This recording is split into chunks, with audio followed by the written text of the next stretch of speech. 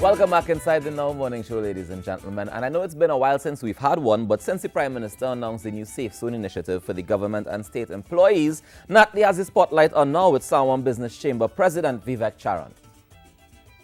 Thank you so much, Raucus. Good morning again, guys. And of course, on Saturday, when the Prime Minister made the announcement, trying to say he was making it as palatable as possible, but that government employees, state enterprises, statutory bodies, if you fall under any of those categories, starting the 15th of January, you will have to be vaccinated or show some proof of vaccination to enter the workplace, or you will not be paid. Well, let Mr. Charran weigh in. Good morning to you, Mr. Charran. Good morning. I'm actually chairman of the Confederation of Regional Business Chambers. Right. Now, we agree with the Prime Minister because we have asked for an intervention, as many of the other larger chambers have. Business is quite concerned with the ongoing death rate that is happening right now and the situation as the pandemic rolls forward. The economy has been reopened and is slowly going to be reopened even more. We welcome the news that beaches will also be reopened, even if it's half day.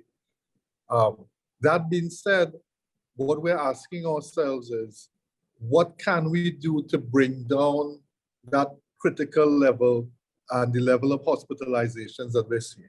And the only thing that we can think about is, what layers of protection can we afford the citizens, or what layer of protection can we choose for ourselves to protect ourselves from the worst effects of the virus and the worst effects that will lead to hospitalization.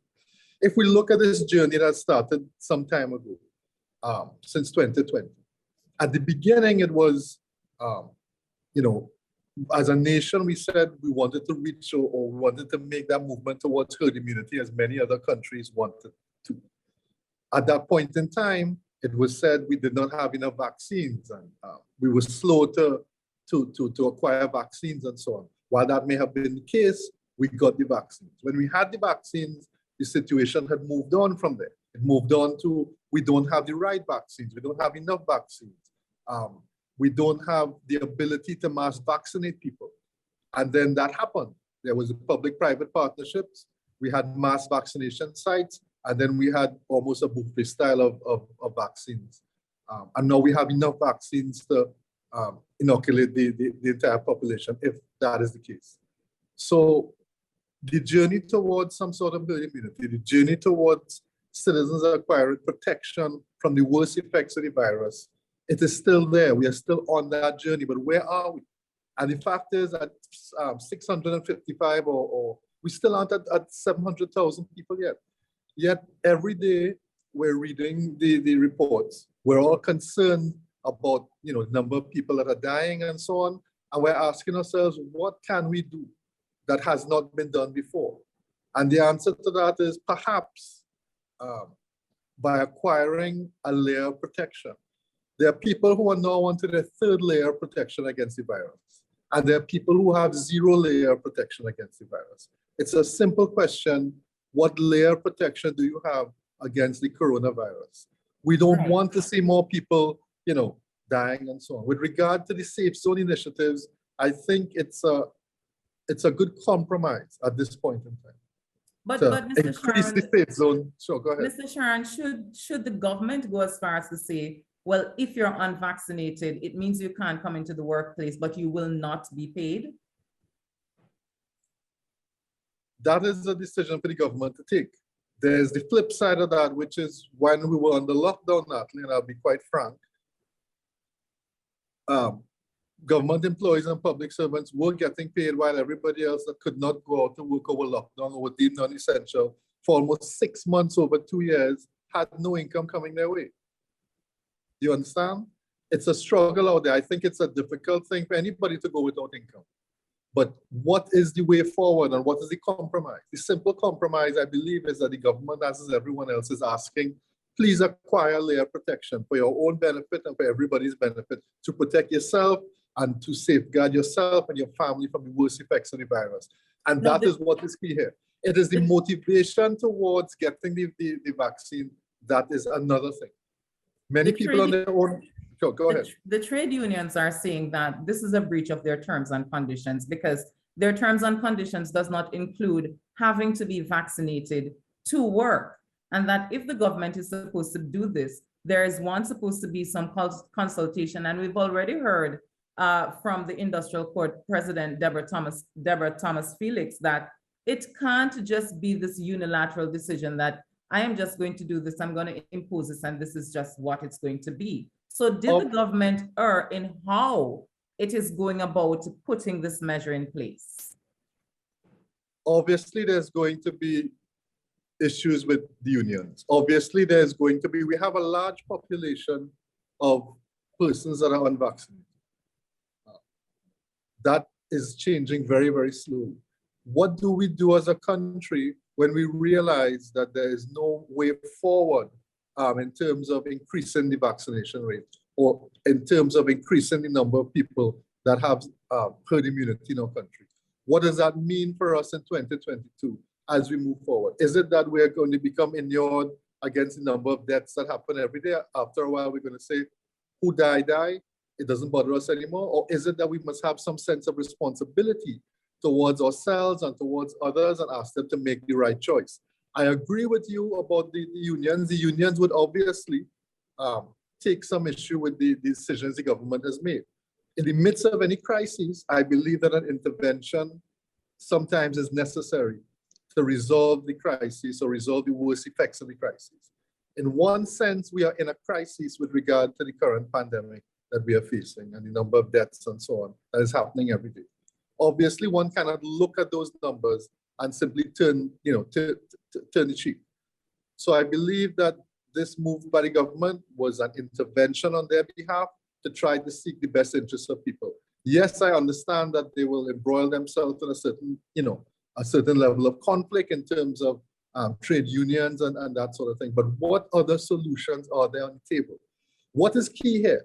What is key here is reducing hospitalizations and reducing the number of people that are dying. And this is what business is saying. Business is not saying this is only about money and let's reopen the economy at all costs. We're saying that we are concerned about that. We are concerned about our workers. We are concerned about those of us who have the potential to go into hospital and never come out again. We are concerned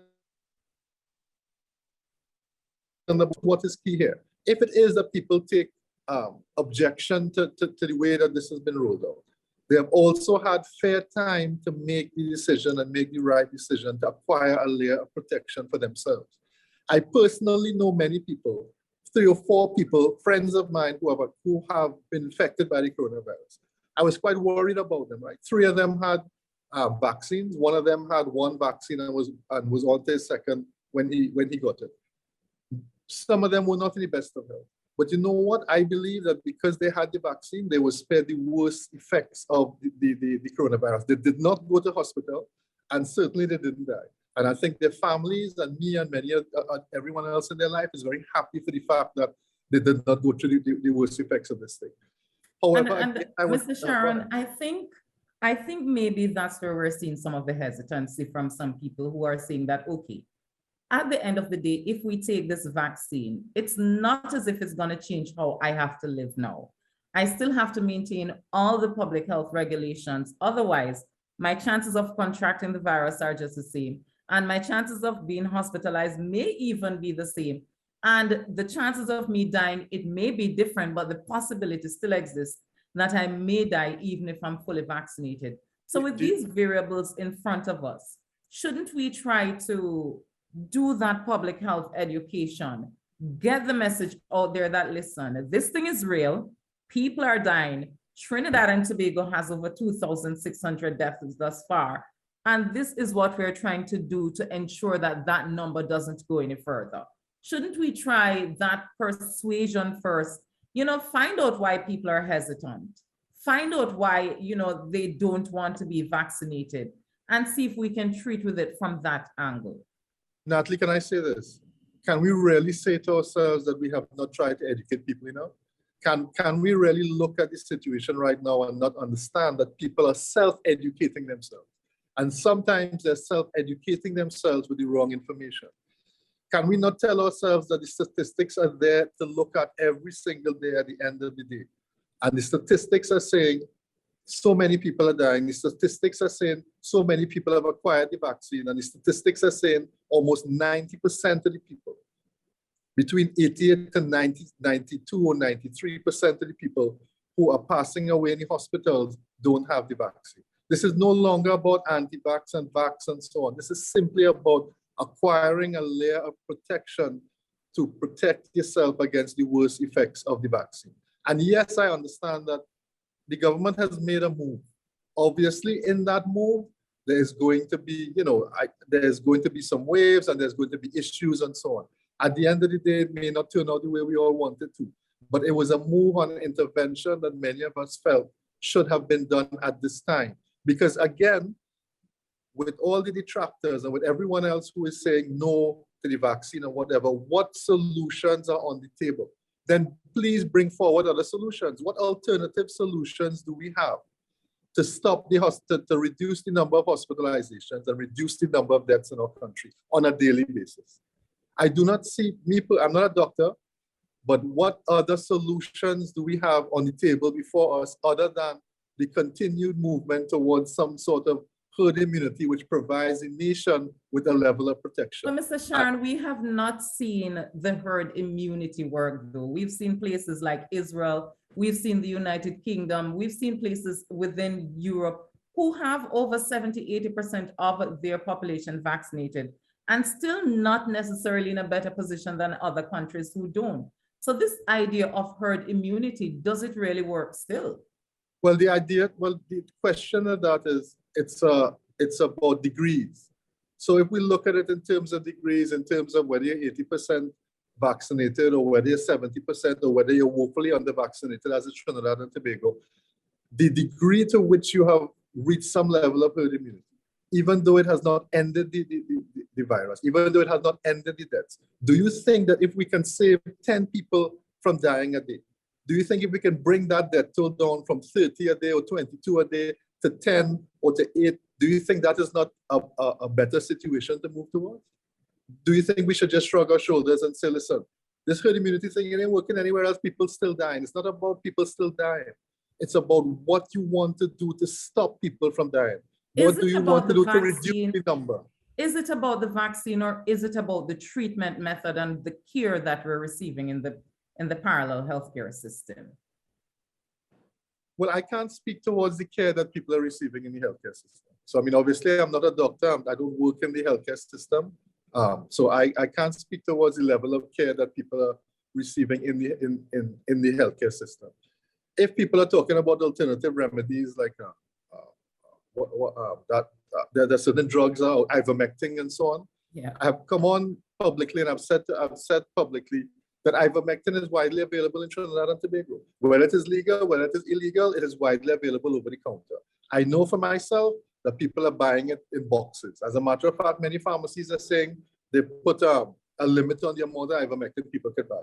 If ivermectin is out there, people are popping ivermectin like vitamin C, right? Unprescribed or whatever. And that still is not reducing the death rate, or that still is not reducing things. And where do we move from there? Yes, globally, medicines are improving, and they're going to, apparently they're going to be over-the-counter pills that you can take, and that's going to help and so on.